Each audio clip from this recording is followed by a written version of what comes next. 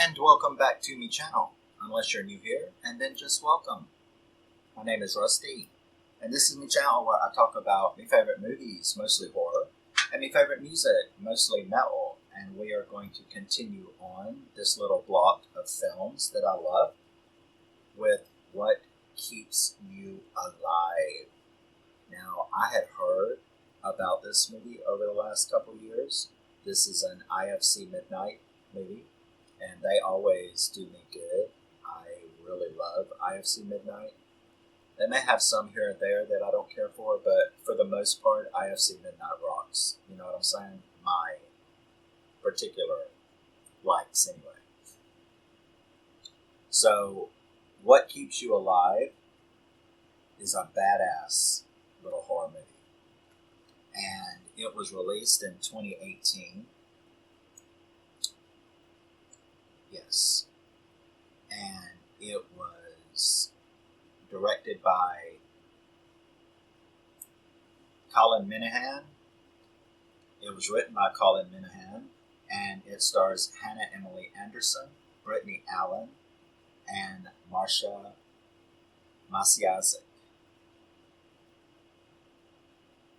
Very, very good. So, what keeps you alive? Well, this movie opens with Jackie and Jules. They're a couple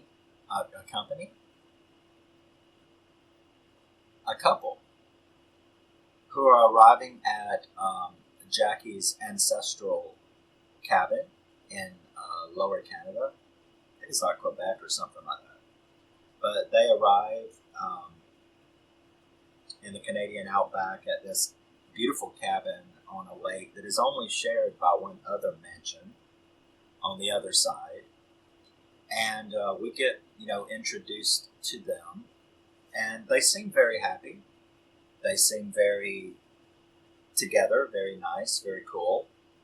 Their relationship seems to be really cool. And then we get our first little problem. That is the neighbors from across the lake. They see the lights and they come over to introduce themselves. Her friend. Now, she was raised with her friend. And when they answer the door, the first thing the friend does is, it's like, oh my God, Megan, it's been so long. Now, of course, Jules is standing behind her and she's like, who the fuck is Megan? Right? So she gets a little upset at that, and the girl leaves, invites them for dinner, and then leaves. And Jules is kind of upset, like, who the hell are you? She makes it up to her, gives her this pendant, which is very important, little trivial thing. It seems trivial at the time, but later on in the film,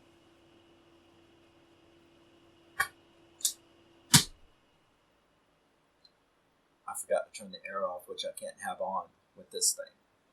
So, they are very, it seems like a trivial thing, this necklace that she gives her, but it's not. It comes into play later. So, she makes it up, and they go and they visit these people, and once again, this friend of hers, Sarah, who's there with her husband, Daniel. And Jules can tell that there's a little bit of tension, seemingly, and she's looking at pictures, and Jackie's not in the room, Jackie/Megan. So Jackie's not in the room, Jules is looking at pictures, sees them when they were younger, and is like, she's like, well, who's this? And she tells the girl her name, and it's like, I can't believe she never told you about her and this thing. So now we've got another problem. What is this thing that she's talking about? So she ends up confronting her about that when they get home, only to find out that Megan, Jackie, had been suspected of a crime. She had been suspected of a crime when one of her friends drowned in that lake doing some kind of challenge to swim across the lake. And there were suspicions that she had something to do with it. But she did what what people do, and that is explains it, and it's not true, and cries, and I didn't do anything, and stuff like that. So once again, she puts a band-aid over yet another wonderment, another issue. Now that everything's better, they end up like going on a hike, and they go down to this cliff, and I don't know why, but I nearly jumped out of the chair when it happened, because it was just so unexpected. And that is, they're standing on the edge of this cliff, looking down there, and all of a sudden Jackie just takes 3 or 4 super fast steps and pushes Jules off of the cliff, and she goes down splat onto the ground. And I was like, what the fuck was that? What the hell was that, man? What's up? So she just bebops back to the house like it's no big deal. And you zoom in down there on Jules, who was miraculously not killed, but boy was she hurt, She looked rough. And Jules ends up like very, very scared, tries to make it back to the house. Of course, there's no cell phone signal in the outback. And she goes up there, and there's this cat and mouse. She ends up like staying in the woods, scared to death. She can hear Jackie looking for her and saying things like, I'm sorry, that was an accident, and stuff like that. And you're like, well, that's some bullshit, because I saw it. And it was one of those, are you gonna believe me or your lying eyes kind of things, you know what I'm saying, that partners and friends and family like to pull on you, but you know me. I didn't do that, but I have the proof, I saw it. You know me. Are you gonna believe me or your lying eyes? I mean, come on. So Jules thankfully does not believe that shit. And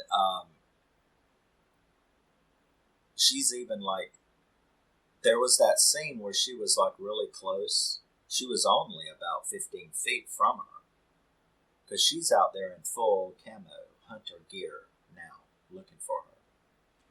And she plays the nice act until she thinks she's not around. Well, she's not here. And then, you hear her say nasty stuff, and Jules now knows this bitch is a fucking psycho. So the next day comes. She can't get out. She can't do anything. She ends up going back to the house. They end up in a confrontation and a fight. She gets away miraculously. And remember, this girl is busted up all to hell. And she gets in a dinghy, and she's like, going to the Sarah and Daniel's house across there. Jackie grabs another one and is like, you have this boat race, and she is, because she is perfectly healthy. Whereas poor Jules is broken like a rag doll and trying to paddle with a psycho behind her, and she gets to her. She gets a hold of her. Daniel sees them out there, but, they play it off. She's like, I will kill you and them if you say anything. So poor Jules doesn't know what the fuck to do, and finally she gets one thing up on her, and that is she screams at that guy because that guy's like, we're still going to come to dinner, I guess, tomorrow. And Jules, like, barks up and was like, no, come tonight at 8. And that ends up putting them in a fix because they're coming at 8 o'clock in a few hours. And so Jackie can't kill her right now, right? Because these people are coming.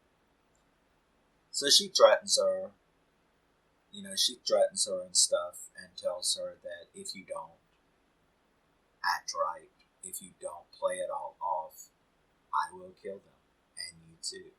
And now, remember, after all the shit that you have seen and that she has seen, there is absolutely zero reason not to believe her. So they come for dinner, and she plays it off, and it's going okay. And then Jackie and Daniel go out onto the porch, and Jules is left alone with Sarah. At which point, Jackie is watching her like a hawk, even with Daniel blabbing at her. And she sees that Sarah she's being whispered. Jules is whispering in Sarah's ear, and she sees the look on Sarah's face, and she knows that she's just been told on. Girl grabs a knife and like cuts Daniel's throat. Ugly, very graphic scene. And then Sarah and Jules scream, and she runs in there, and it's like Halloween or fucking Friday the 13th. I mean, this girl chases Sarah around, gets her down, and stabs her like 22 times. I mean, she is just blood everywhere. She viciously murders Sarah. And then it's like, this is your fault. You did this. I told you. I warned you. And you did it anyway.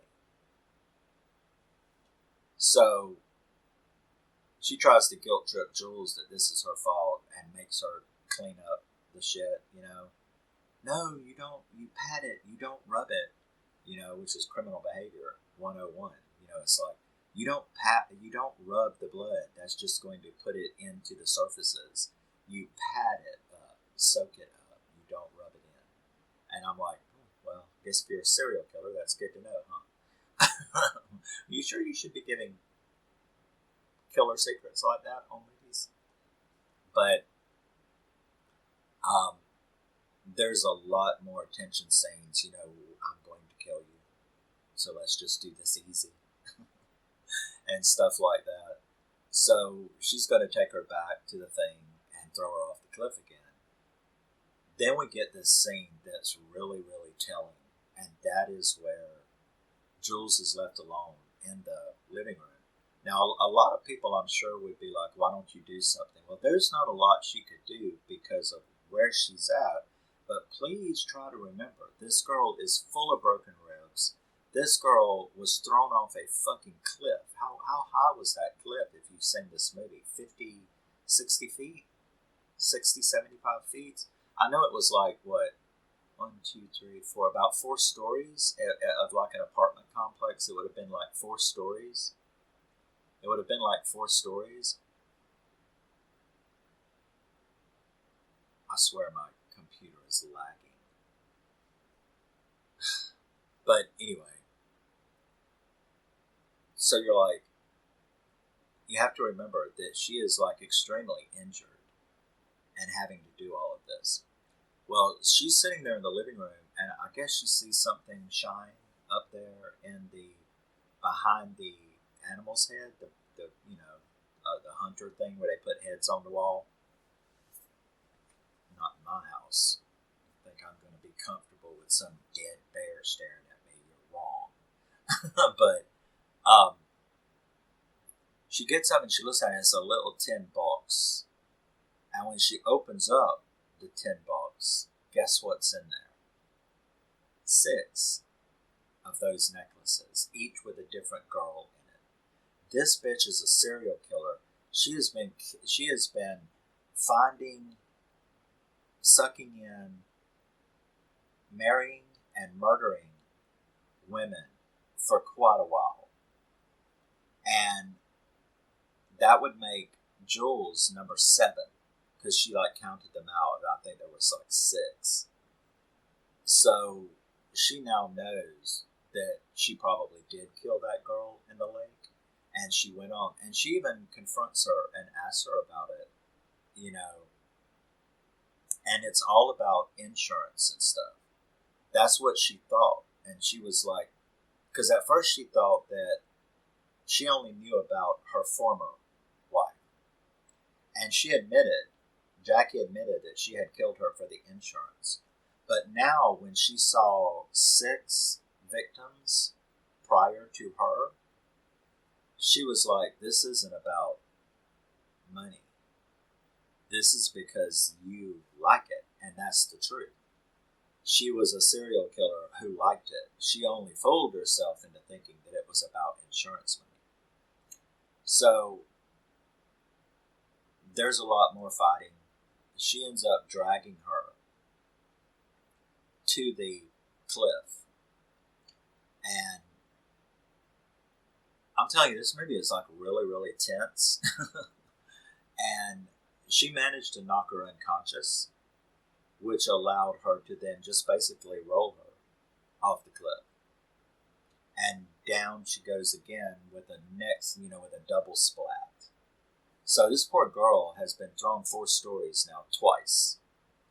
And she definitely looks very, very dead.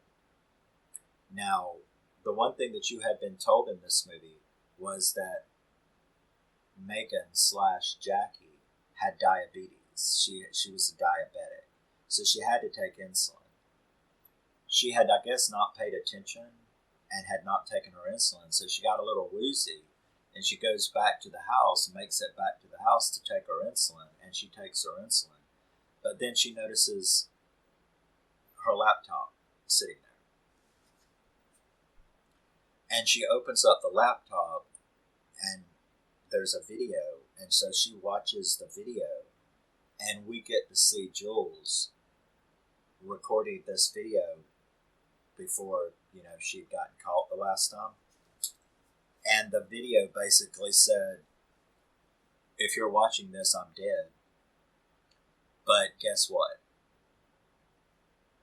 I'm still not going to let you get away with it. Because, there was a point when she could have got away, but she came back to attack Jackie again because she was not going to allow any more people to be killed by her. So she sort of like sacrificed herself, possibly. So she watches this video, and this video was basically like, did you know that hydrogen peroxide looks a great deal like insulin? And that's when Jackie realized that she had filled her insulin jars with hydrogen peroxide. And she also explained that hydrogen peroxide is fine to gargle with. It's fine to wash your face with. It's fine to dab on cuts. But putting hydrogen peroxide in your bloodstream is fatal. It goes to your brain and causes a fatal stroke. Well, the deed is done, right? So Jackie like screams and like runs and is, I guess, trying to get back to the cliff. And instead, she gets very sick, and that's exactly what happens. She has a fatal stroke and is dead there on the ground. And you're like, well. Now, the cops are coming because right after she threw her off the cliff the second time, she called and did that practice performance that she had. Oh my God, my wife fell off the cliff, and stuff like that. So you're like, okay, the cops are on the way and they're going to find her dead body and they're going to find Jules. But then, they're going to find all that other stuff. They're going to find that video. They're going to find out what happened. So, oh God, not to mention the 2 bodies that they cut up, That was a gross scene too. It was very, very graphically gross scene when she cut up the bodies of Daniel and Sarah.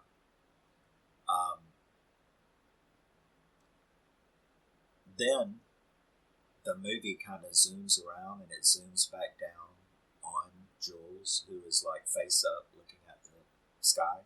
So you sort of see the sky from her perspective, and then you hear her take a breath. And the screen goes black and the credits roll. And you're like, so the bitch lived through 2 4-story falls? You know? So even though you're not sure, you did hear a breath though. So did Jules live through it? It is suggested that she lives through it. So maybe there is a happy ending. She stopped a serial killer. Of course, I don't know how the bitch is going to be put back together after falling 4 stories twice. But that's a warrior spirit for you. You know what I'm saying? So this is a very, very good survival horror movie. I highly, highly enjoyed the storytelling. The gore was there and nasty. The kills were great. The fight, the survival, the interaction between them two after, she knew what was going on was very good. This is a definite 8.5 out of 10. I really, really like this. I think it is a fantastic survival horror movie. I don't know if you've seen it or if you've ever heard of it. If you haven't, you really should. It is definitely a great part of a horror collection to go in your survival horror. It's definitely had some slasher elements with what she did to Sarah and Daniel. So yeah, it was the portrayal of her was really good. She did a good job at portraying a psycho, because this girl was a psycho. So that's What Keeps You Alive from 2018. I really love it. Wanted to spotlight it. It's an IFC Midnight movie. And yeah, so I will see you in the next one. And always remember and never forget, you are a very, very special person. And I will see you next. Enjoy the rest of your evening. Thank you very much for your time if you stop by and watch. And yeah, I will see you then.